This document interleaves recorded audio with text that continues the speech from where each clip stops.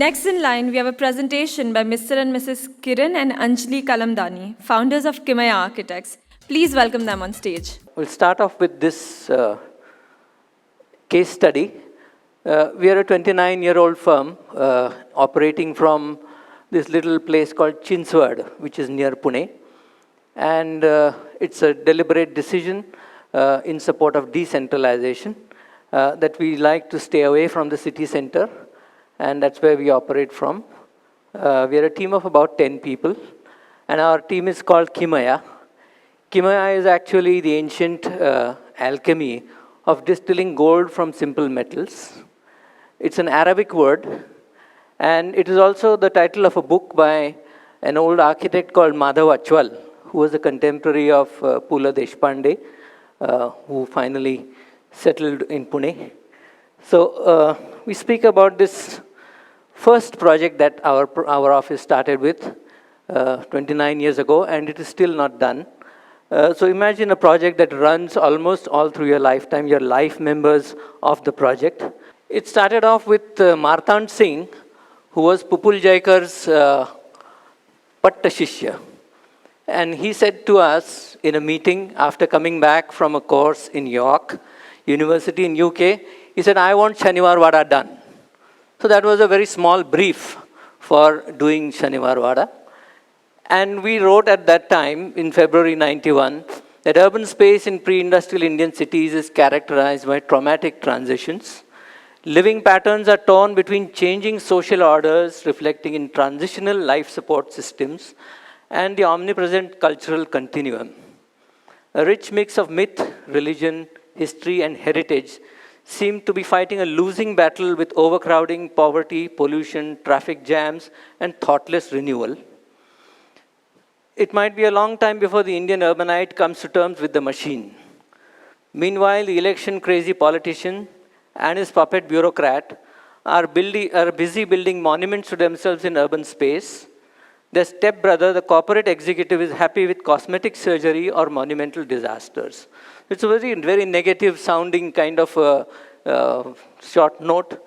The well-meaning bureaucrat and the well-intentioned politicians are too often silenced. It is high time the man at the receiving end wakes up to his impending doom and forges the path to his own salvation. So revitalizing Shaniwarwada and his environs, but one step in this long and treacherous journey. So the journey has indeed been very long, and there is no end in sight for it. So let's see what all this journey is all about. So this is actually a map which shows you the geography of the empire when Shivaji died in 1680. The green is Aurangzeb's empire. And 80 years later, the yellow is what the Peshwas could achieve. This is India, and the little saffron where Mumbai is what Shivaji's kingdom was. So Shivaji dreamt of a Hindavi Swarajya, and that Hindavi Swarajya occupied a large part of India, a part of India's history that is very well played down in Nehru's histories, what Nehru wrote as history, and which now many people are accusing the kind of the historians who have a kind of Marxist bent, and that they're trying to readjust the focus. So there's a lot happening in India's history and archaeology, and whether we really are descendants of the Aryans or there is a different story to the DNA. So I think few weeks ago or few months ago, India Today ran the story over here, and some of that story is being rewritten from Pune in the Deccan College. So this is a map of Shaniwarwada, and this is a kind of a Google map which shows you the Shaniwarwada today, which is like a little green oasis in the middle of a very thickly built area. A thickly built city core, what we call in urban design terms, is what this city is all about.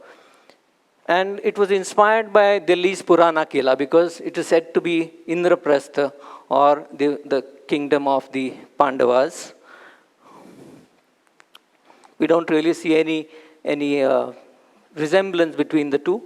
And this sketch by Edward Lear, probably in 1872, of the foreground of Shaniwarwada. Edward Lear was a person who taught Queen Victoria how to draw and paint. And he was in Pune, and he has done some beautiful sketches, which can now be found in the Houghton Library at Harvard in the US. And this is one showing a bazaar that used to be held across this Shaniwarwada, which was later on moved to the present vegetable market at Mandai. So that's probably at the same time, around that same time, this photograph was taken, which shows people selling vegetables in front of this market. And a little later, a little after the First World War, you can see that there is this monument built for the World War memorial. There's a war memorial. It's a poor blueprint, actually. But the previous slide might show you that this was the place where this memorial was built. That's an old blueprint. And some law courts were built inside the Shaniwarwada, which were demolished in 1919. And they took on a very long sort of process of presenting the ruins to the Prince of Wales, who had at that time visited Pune. Now, this was the condition when we were given the site, and we did a lot of mapping of the site, taking photographs of what it really meant to be.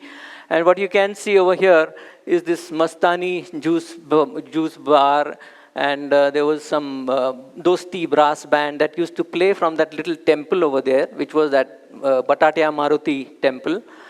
There was a statue of Bajirao Peshwa I, one of the ablest generals that India has ever produced. And General Field Marshal Montgomery has said in his history of warfare that he was indeed one of the ablest generals of warfare ever produced by any country. And there's a statue that is erected in his memory over there. These little girls playing bicycles or these scooters being parked in front of Shaniwarwada were a kind of a common sight earlier. And people generally used to come in there and have bhel puri and eat that stuff all around in this place. And occasionally there would be political meetings held.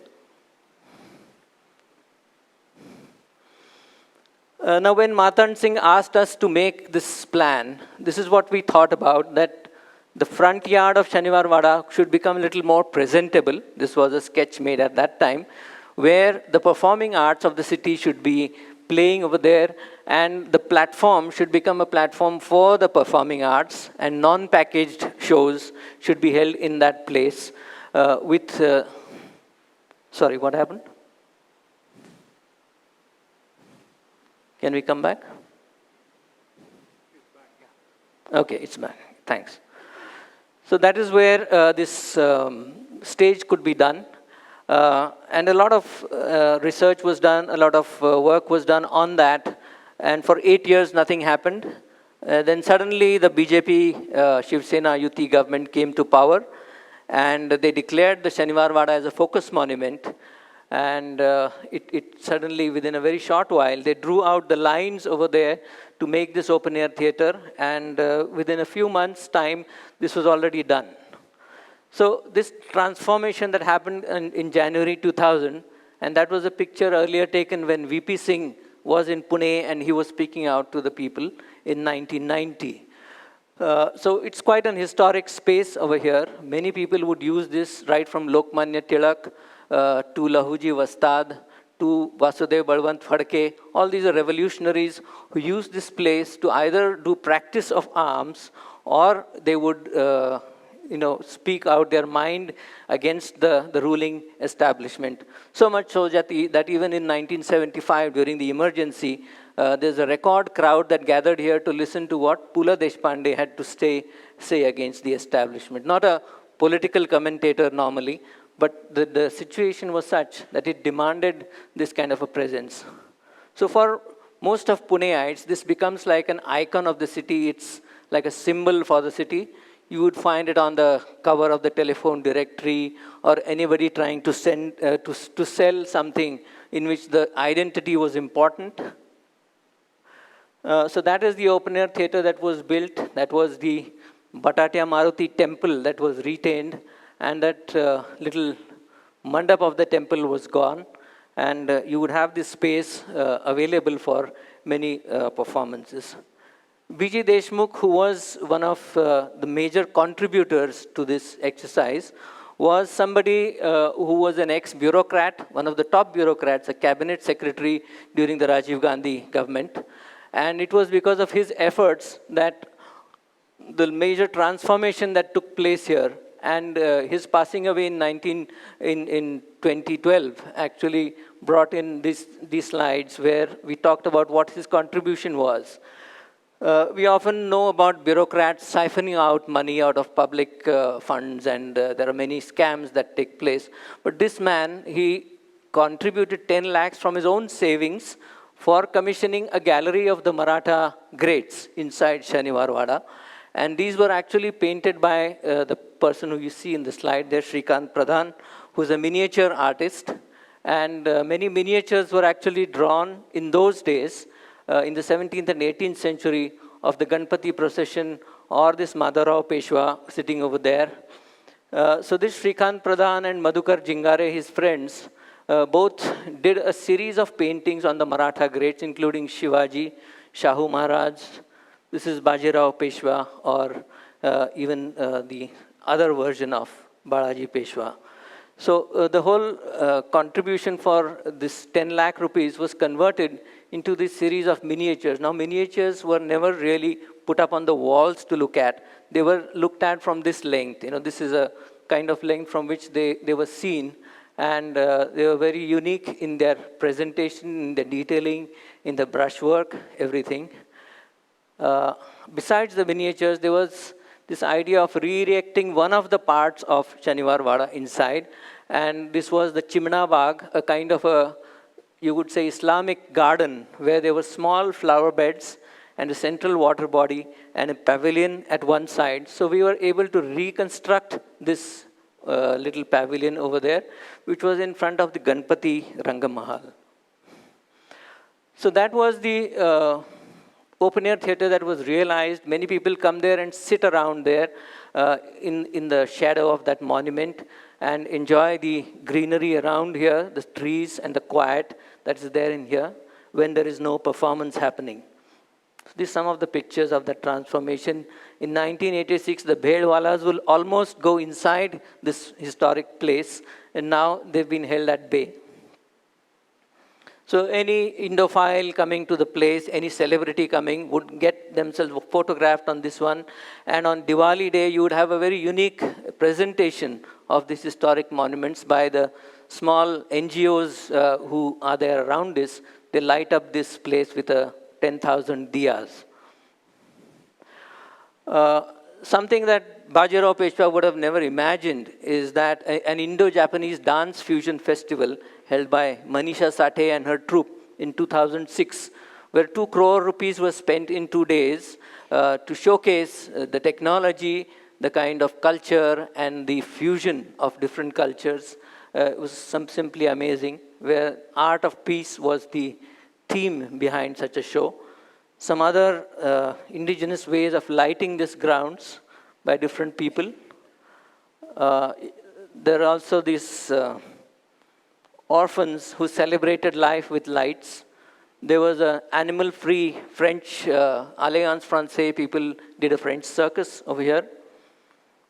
And of course, there was the Shaniwarwada Mahotsav. After this whole project was done, B.G. Deshmukh was keen that this whole thing goes to the people. And we actually invite people to participate and have fashion shows, have newly composed music items. And this was when they played the drums of the Peshwas. The 9 different Peshwas who ruled at different times were actually interpreted through the various percussion instruments in a kind of drum beat performance. So this profile of this urban space, which is a little like a Greek amphitheater, but a Greek amphitheater obviously has got a very steep slope, which this was not available at this point. And we had a very gentle slope to go by. About 2,500 people can sit there. And the parking can happen on these sides, little triangles at both the entrances. And of course, you have a space that complements the historic monument. Now, can anyone do like that near an archaeological survey site? Was a big question that was being asked even by the Archaeological Survey of India. Because there is a whole set of norms, there is a whole kind of rules that one has to go by. And we had to stick to those, but we were lucky enough to get this thing going in this place. And later on, there were events by Intac, and that was Amir Khan, who, when The Rising was being shot in Pune, came and inaugurated the little souvenir shop that was put up over there. Many of the changes in the ironwork that was taken up, the gates had to be designed. All the design was done by our office. Many of those inconsistent trees that were there, they were shifted to other places. And the insides, which now have a Sonne Lumiere gallery, which you see at the far end, 300 people can sit there, and they can watch 250 years of history come alive in this place. We had to do a virtual Shaniwarwada, a conjectural restoration, a kind of a walkthrough that was launched in the year 2000, in which you can see Mastani Mahal, or you can see the main Wada from inside, or the place where they used to have dinner, in a version which is called Shaniwarwada, A Journey Through Time. So CD versions of these were cut. They were actually sent to Austria for making them copy safe, and then sold from the little shop called Warsaw. These are some of the interiors of that conjectural restoration. And the whole 340,000 square feet of built space, built around 14 different buildings with gardens, fountains, and open courtyards, was all recreated. Many of these miniature paintings were also rediscovered. Signage was put in all the place. And some of the fountains were also revived, like this Hazari Karanje. That little souvenir shop which sells now things that speak of local pride, from those CDs that you see down there, or some little booklets that were printed for this purpose, are also available. It's still a long way to go. This whole project, from what we had conceived, is not yet complete. And of course, the movies like Bajirao Mastani, or that book by Kusum Chopra on the life and times of Mastani, have thrown fresh light on this place. And a whole walking tours are now available around Shaniwarwada. Though the Bajirao Mastani movie, it shows not very authentic makings of the event and of that place, but it created a lot of interest, and the footfall of people coming to see this place increased drastically. So meanwhile, other sites are being realized and more space is given back to the people. New historic buildings like the Vishrambagwada are now taken up for renovation and further things. With a lot of fanfare, these heritage walks have been launched, and there are now many startups where people are actually using that to make history more popular. And probably this way the heritage is going further and making new waves on the Pune cultural heritage front. Thank you. Thank you so much. Thank you for being